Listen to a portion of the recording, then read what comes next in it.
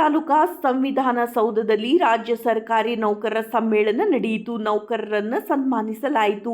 ಇದೇ ಸಂದರ್ಭದಲ್ಲಿ ಸರ್ಕಾರಿ ನೌಕರರ ಸಂಘದ ರಾಜ್ಯಾಧ್ಯಕ್ಷರು ಷಡಕ್ಷರಿ ಶಾಸಕರಾದ ಎಂ ಚಂದ್ರಪ್ಪ, ತಾಲೂಕಾ ಅಧ್ಯಕ್ಷರು ತಿಪ್ಪೇಶಪ್ಪ, ರಾಜ್ಯ ಪ್ರಧಾನ ಕಾರ್ಯದರ್ಶಿ ಎಚ್ ಗಿರಿಗೌಡ, ಬಸವರಾಜ್, ಉಪಾಧ್ಯಕ್ಷರು ಜಿಲ್ಲಾ ಘಟಕ ಅಧ್ಯಕ್ಷರಾದ ಮಾಲ್ತೇಶ್, ಎನ್ಪಿಎಸ್ ನೌಕರರ ಸಂಘದ ರಾಜ್ಯಾಧ್ಯಕ್ಷರಾದ ನಾಗನಗೌಡ, ತಾಲೂಕಾ ತಂಡಾಧಿಕಾರಿಗಳಾದಂತಹ ವಿಜಯ್ ಕುಮಾರ್, ತಾಲೂಕಾ ಪಂಚಾಯತ್ ಕಾರ್ಯನಿರ್ವಾಹಕ ಅಧಿಕಾರಿಗಳು ವಿಶ್ವನಾಥ್, ಕ್ಷೇತ್ರ ಶಿಕ್ಷಣ ಅಭಿವೃದ್ಧಿ ಅಧಿಕಾರಿಗಳು ಶ್ರೀನಿವಾಸ್, ರಾಜ್ಯಸಭಾ ಸದಸ್ಯರುಗಳಾದಂತಹ ಸಿದ್ದರಾಮಪ್ಪ, ಸರ್ಕಾರಿ ನೌಕರರ ಸಂಘಗಳ ಪದಾಧಿಕಾರಿಗಳು, ನಿರ್ದೇಶಕರು, ನೌಕರರು ಇದ್ದರು. ವರದಿ ನಾಗರಾಜ್ ಕೆ.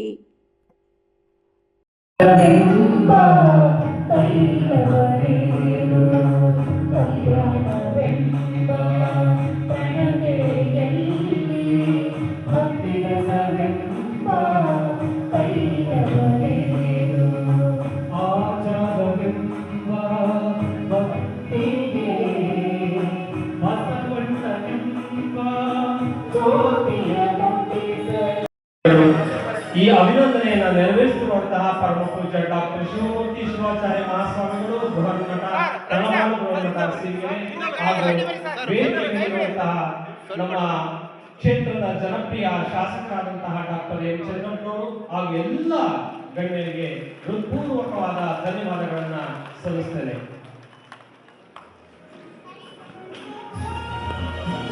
ಅಭಿನಂದನೆ.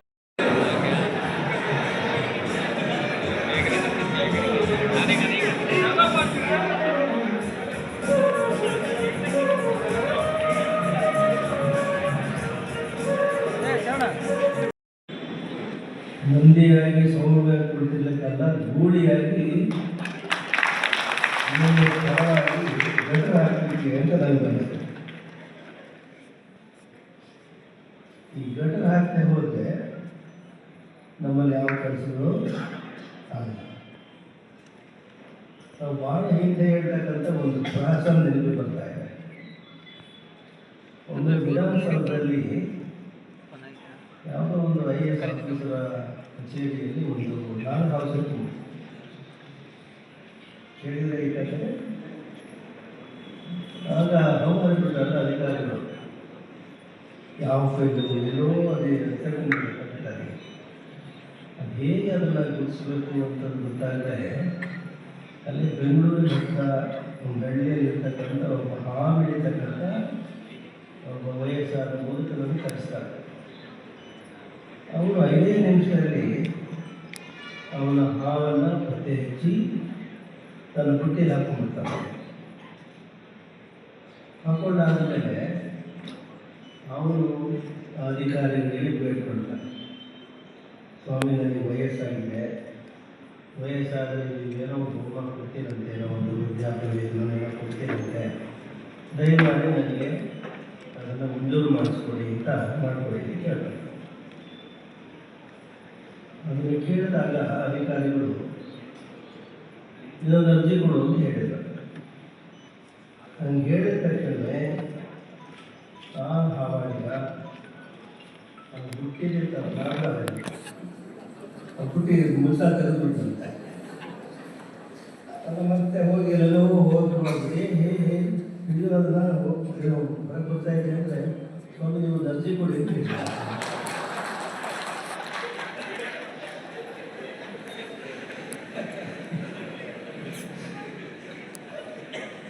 ಇದು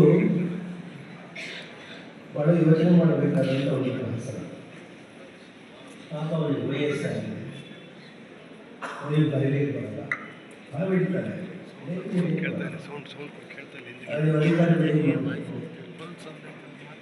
ಅರ್ಜಿ ಕೊಡುವಂತ ಹೇಳೋದ್ಕಿಂತ ಹೀಗೆ ಅರ್ಜಿ ಸಿದ್ಧಪಡಿಸಿ ಕಾನೂನಲ್ಲಿ ಬೇಕಾಗುತ್ತೆ ಲಿಖಿತ ಮನವಿ, ಹಾಗೆಯೇ ನಿಮ್ಮ ಸ್ವಂತ ವ್ಯವಹಾರದಲ್ಲಿ ಮಾಡೋ ರೀತಿಯಲ್ಲಿ ಮಾಡೋಕ್ಕಾಗಲ್ಲ ಸರ್ಕಾರದ ಕೆಲಸ. ಆಮೇಲೆ ಒಂದು ಅರ್ಜಿ ಬರ್ಕೊಂಡು ಅವನಿಗಿಂದ ಹೆಬ್ಬಟ್ಟು ಹೊರಿಸ್ಕೊಂಡು ಮಂಜೂರು ಮಾಡಿಕೊಂಡ್ರೆ ಅದು ನಿಜವಾದ ಸರ್ಕಾರದ ಸೇವೆ ಆಗುತ್ತೆ. ಸೊ ಇಲ್ಲಿ ಸಾಮಾನ್ಯರೇ ಇರಲ್ಲ. ಅವರು ಮಾಡಿದ ಸೂಕ್ಷ್ಮ ಬುದ್ಧಿ ಇದೆ. ಇದನ್ನು ನೀವು ಈ ಹಿನ್ನೆಲೆಯಲ್ಲಿ ನಮ್ಮ ಎಲ್ಲ ಸರ್ಕಾರಿ ನೌಕರರು ನಮಗೆ ಚಿಂತೆ ಮಾಡ್ತಾ ಇದ್ದೀವಿ. ಸರ್ಕಾರಿ ನೌಕರರಿಗೂ ಖಾಸಗಿ ಕಂಪನಿಯ ನೌಕರರಿಗೂ ಏನಾದರೂ ವ್ಯತ್ಯಾಸ ಇದೆಯಾ ಅಂತ ಇದೆ, ಸಾಕಷ್ಟು ಇದೆ. ಖಾಸಗಿ ಕಂಪನಿಯ ನೌಕರಿಗಿಲ್ಲ ಸರ್ಕಾರಿ ನೌಕರಿಯನ್ನು ಬಯಸ್ತಕ್ಕಂಥವರು ಹೆಚ್ಚು. ಕಾರಣ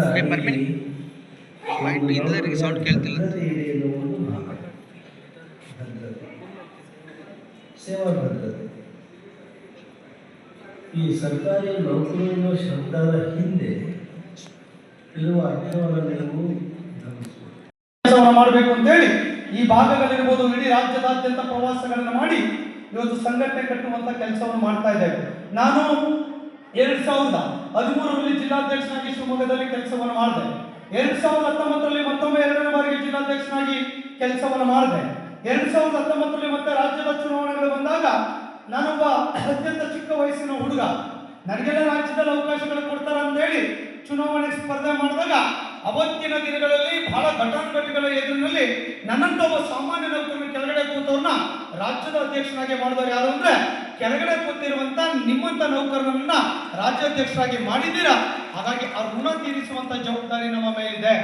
ಆ ಕಾರಣಕ್ಕಾಗಿ ಕಳೆದ 5 ವರ್ಷಗಳಲ್ಲಿ 6ನೇ ವರ್ಷ ನಾನು ರಾಜ್ಯಾಧ್ಯಕ್ಷನಾಗಿ 2ನೇ ಬಾರಿಗೆ ಮತ್ತೆ ಕೂಡ ಮೊನ್ನೆ 2024 ಡಿಸೆಂಬರ್ ತಿಂಗಳಲ್ಲಿ ನಡೆದಂತ ಚುನಾವಣೆಯಲ್ಲಿ ಮತ್ತೊಮ್ಮೆ ಅವಕಾಶವನ್ನ ಕೇಳಿದಾಗ ಮತ್ತೆ 2ನೇ ಬಾರಿಗೆ ಕೂಡ ತಾವೆಲ್ಲ ಕೂಡ ಅತಿ ಹೆಚ್ಚಿನ ಮತಗಳನ್ನು ನೀಡಿ ಅಂತ ಒಂದು ಪ್ರಬಲವಾದ ವ್ಯವಸ್ಥೆಗಳ ನಡುವೆ ಮತ್ತೆ ಅವಕಾಶವನ್ನು ತಾವು ಮಾಡಿಕೊಟ್ಟಿದ್ದೀರಾ. ನಮ್ಮ ಸಂಘಟನೆಗಳಲ್ಲಿ ಸೆಕೆಂಡ್ ಟೈಮ್ ರಿಪೀಟ್ ಆಗಿರುವಂತದ್ದು